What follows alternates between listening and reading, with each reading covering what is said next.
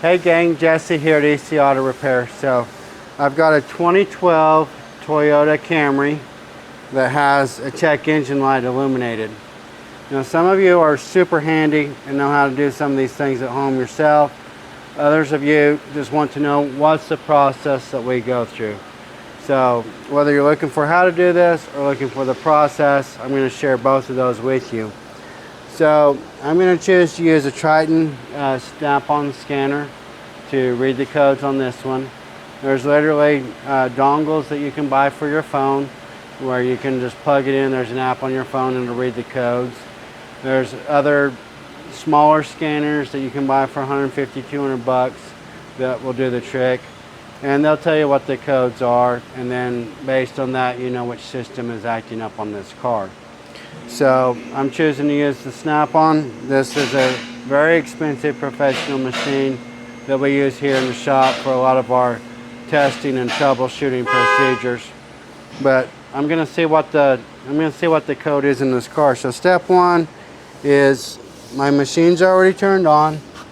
I'm going to plug the other end of the cord into the OBD tube port, which on this car is way up underneath here. And I've got it plugged in, I've got a green light, and now I'm going to select automatic ID. And I'm waiting for it. I actually have the car running, so we'll see if it makes me shut the car off or not. It's collecting the data. And we're waiting. And it tells me the VIN number of this car, it tells me what kind of car it is, the mileage, and all those different things. Depending on your type of scanner, will depend on how much information it actually gives you about the vehicle. I'm verifying the information from the vehicle for accuracy. It's all correct. I click OK. And then I can either do a code scan because I'm simply wanting to know, what does this code mean? I want to know, is this car safe to drive? What issues am I having?